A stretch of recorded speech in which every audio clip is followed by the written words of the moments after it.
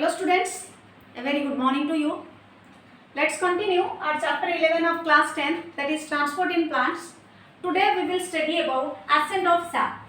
What do you mean by ascent of sap? Sap means juice or the juice that is secreted from the plant, means upper part of the leaves or tip of the plant produces some juice which releases to the atmosphere. As we are studying transport in plant, so here the ascent of sap plays an important role in transpiration. So transpiration depends on the ascent of xylem sap.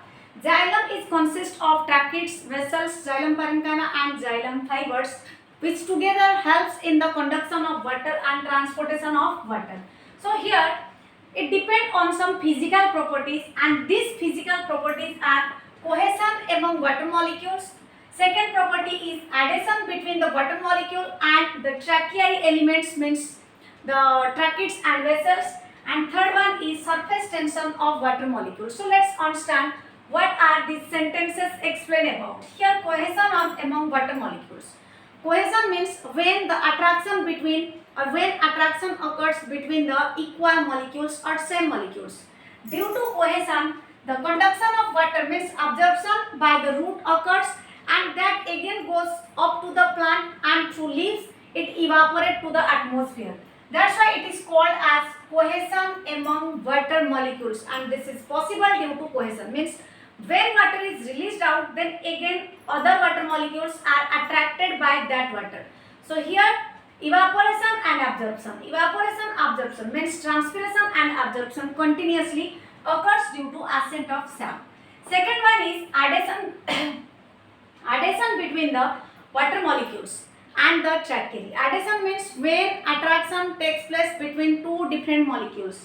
Here one molecule is water and another molecule is the lignified walls of the tracheary element or the xylem. Lignified means tightly arranged cell wall, and the force that takes place between the tightly arranged cell wall and the water, due to which, as we know that the lower the surface area, less is the surface area, more is the pressure. So the tracheary elements, mean tracheids and vessels, are narrower, due to which the water rises up. Means the water rises up in the plant. Next one is your surface tension of water molecules. What do you mean by surface tension of water molecules? It means attraction to each other in liquid phase more than in gaseous phase. As we know that evaporation, due to evaporation, water molecules released from the plant in the form of vapor. But here the surface tension defines that the attraction, or we can say that they attracted to each other in liquid phase more than to water in vapor phase. Means attraction is more in liquid phase, than in the vapor. It means the amount of water, that is transpiration, in plants is maximum in liquid phase when it is compared with vapor phase. So this is called as surface tension. Means here a surface tension is created between the tracheary elements and the high tensile strength of the cell walls. Means when the movement is high, the pressure is high, it will not rupture the cell wall of the plant. Means due to the high tensile strength or the capillarity of the tracheary elements, tracheids and vessels, the surface tension occurs between the water molecules, and that help in the transpiration, due to which we can say that the amount of transpiration of water takes place maximum in liquid phase than in the vapor phase. So I think your concept is clear about ascent of sap. Next, movement of water in the leaves. The next topic, movement of water in the leaves. As we know, leaves are of different types. We already discussed about the topic. So I am giving only a little explanation about this. In a leaf, the number of stomata varies between different type of leaves. So how the water movement occur in the leaves? As we know that in the leaves there is presence of many veins and valleys, due to which in there the vascular bundle is present, and through vascular bundle it transported to the nearby plant or to the nearby part of the leaf. If you see this diagram, this is the transverse section of a leaf. This is the adaxial surface and this is the abaxial surface. Clear? And here is the vascular bundle which is arranged, means inside this xylem and phloem are present. But here we are studying about the movement of water in plants. Suppose they are the xylem and here are phloem. This is phloem and this is xylem. This surface is adaxial, or you can say upper surface,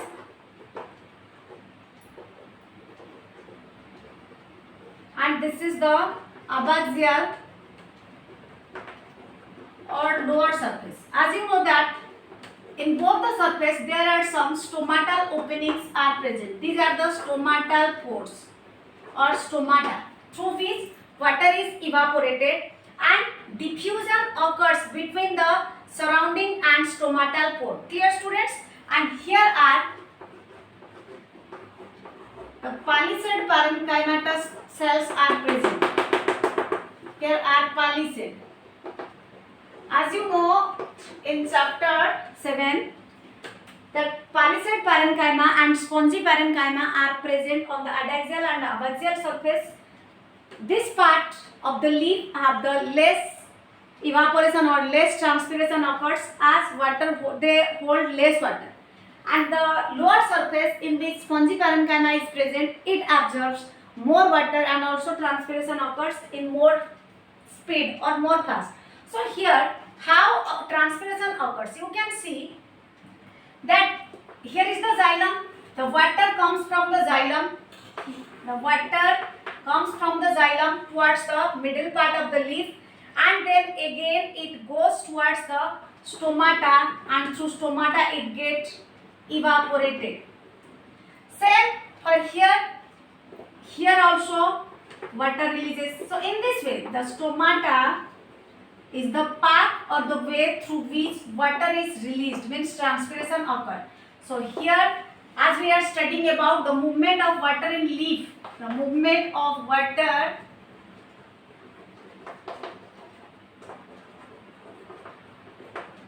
in leaves. So here a xylem carries water, so through from xylem water goes towards the leaf, means middle part of the leaf. Here some other cells are present, chlorophyll pigments are present, so the water moves like this, and through stomatal pore it releases out like this. This is the stomatal pore, this is also the stomatal pore. So through various stomatal pores the water is released out from the plant. That's why we can say that here the gradient helps, means the gradient is transmitted to the photosynthetic or mesophyll cells and then to the water filled xylem in the leaf vessels. As much as water is released through the stomata, again water enters into the xylem vessel. So here water transport occurs regarding to the concentration gradient. Concentration gradient. Clear? So next topic is our transpiration and photosynthesis, a compromise. What is transpiration and photosynthesis? How they compromise with each other? So let's start. Transpiration and photosynthesis. Transpiration and photosynthesis, a compromise. Let's understand how transpiration and photosynthesis have a compromise. Compromise means when one have to compromise for other. Means if we have to sacrifice something for any other, that is called as compromise. Or you know about what is the meaning of compromise. So let's start. For transpiration and photosynthesis, a compromise. First point, creates transpiration pool for absorption and transportation of plants. Creates transpiration pool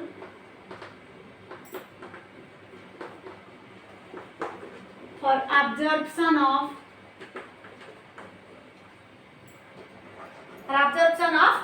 water in plants. Absorption of water for plant. Clear? So second compromise is supplies water for photosynthesis. Supplies water for photosynthesis.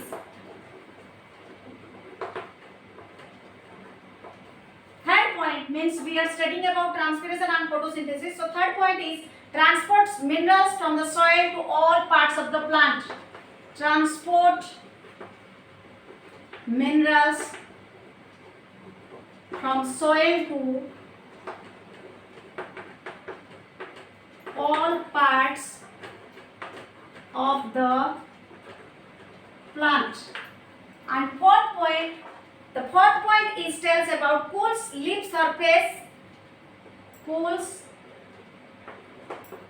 leaf surface means how much it cools? Sometimes 10 to 15 degrees Celsius. 10 to 15 degree Celsius means if the temperature of the other area is 40 degree, then near a plant the temperature decreases up to 10 to 15 degree. This is because of the leaves. We will explain all these points. Next, it maintains the shape and structure of plants. It gives or it maintains the shape means maintains the shape and structure. Maintains the shape and structure of the plant by giving turgidity. By giving turgidity. So let's explain this. Creates transpiration pool for absorption of water for plant. Means we are studying about transpiration and photosynthesis, a compromise. How they compromise for each other. So during transpirational pool, as transpiration occur, water is absorbed by the root. So means in water absorption, transpiration helps and water is needed by the plant for photosynthesis. Here, due to the absorption, the second point explains, due to the absorption of water, that water is supplied to the shoot part where many leaves, large number of leaves are present, and to those leaves the water is supplied for doing photosynthesis. That's why due to transpiration water is absorbed and again that absorbed water is supplied to leaves for photosynthesis. Third, transport of minerals from soil to all parts of the plant. Due to transpiration, more water loss, more water absorbed. So due to transpiration means as water loss occurs, so there is a difference is created between the soil and the root. So more and more water absorbed, and through water minerals are taken from the soil and that mineral is again supplied to leaves. As we know that leaves also require some minerals to synthesize protein, fat, etc. As we know that we are not only getting the carbohydrate from plants but also getting proteins and fats from the plant. So these proteins and fats can be synthesized only by the plant when minerals are available. So minerals are available due to transpiration. So how you know that due to transpiration photosynthesis also occurs. Next, cools the leaf surface up to 10 to 15 degrees Celsius. As I have told you, the area near a tree is cooler than the normal area, means where trees are not present. This is because as we know that transpiration occurs to the stomata of the leaf. So under leaf surface or under the leaf the temperature always remains cool or remains less because the water that is transpirate that present in the atmosphere near the plant in the form of water vapor which cools or decrease down the temperature. Next, it maintains the shape and structure of the plant due to turgidity. Turgidity means water movement. Means when any part of the plant gains water, then it gets swell. And due to swelling, we have to see the structure of a plant, complete structure of a plant and all the parts clearly. So means here due to transpiration, the shape and and structure of the plant is maintained. That's why it is called as maintains the shape and structure of the plant by giving turgidity. In leaves also you know that the stomata get turgid, then shrinks due to the entry and exit of water. So overall in all the plant or all the part of the plant, they get their shape and structure due to the turgor pressure or turgidity. Clear students? So they are the points that defines transpiration and photosynthesis as compromise. If we give some more examples, I think you don't know about C3 and C4 plants. They are discovered on the basis of their amount of glucose they produce. Between C3 and C4 plants. C4 plant means whose first photosynthetic product is a 4 carbon molecule source, and C3 means whose first photosynthetic product is a 3 carbon source or carbon molecule product. So when we compare between the C3 and C4 plants, then the C4 plants are much more adapted. Means in C4 plants we can say that they are photosynthesis more due to availability of maximum carbon dioxide, and during the opening of the stomata for absorption of carbon dioxide, some amount of water is released, but they uses all the water. Maximum C4 plants are desert plants and monocots, so they show less loss of water. So we can say that the C4 or evolution of C4 photosynthetic system is probably one of the strategies for maximizing the availability of CO2 while maintaining the water loss. Clear? So during transpiration the water loss is maximum. If water loss is maximum, then it may affect the rate of photosynthesis. As we know, for photosynthesis water is an important factor. So during photosynthesis the C4 plants do not synthesize their food. They synthesize their food every day, means 24 hours, but the rate of photosynthesis is maximum in night, and in night the rate of transpiration is less. So to decrease the transpiration rate, the C4 plants are evolved specially, and they have some special structures, means they use maximum carbon dioxide. As we know that carbon dioxide is the main source to produce glucose or sugar, whereas the C3 plants do not show this. So C3 plants in terms help in the fixing of carbon, but in C4 plants more carbon dioxide is fixed, CO2 is fixed, whereas in C3 less CO2 is fixed. If more CO2 is fixed, more carbon dioxide is fixed, then the glucose product or carbohydrate product is maximum, and less carbon dioxide is fixed, then the amount of carbohydrate or sugar formed by the plant is less. So this is the difference between C4 and C3. C4 uses more carbon dioxide and they have less transpiration, whereas C3 uses less carbon dioxide and have more transpiration. Clear students? So your next topic is that uses of transpiration. What are the different uses of transpiration? You can consider these points for the uses of transpiration. Due to transpiration rain occurs, due to transpiration plant absorbs more water, due to transpiration the surrounding around the plant is less hot than the other regions, due to transpiration mineral ions uptake by the plant. So they are the different uses of transpiration, and without transpiration the plant can't photosynthesize. As I have told you, if the plant absorbs 100% of water, then it uses only 1% of it, as the rest of water goes through transpiration to the surrounding, and again it comes to the soil either in the form of rain. So students, this is all about your transpiration. Next we will study about the next topic, that is uptake of mineral ions in our next class.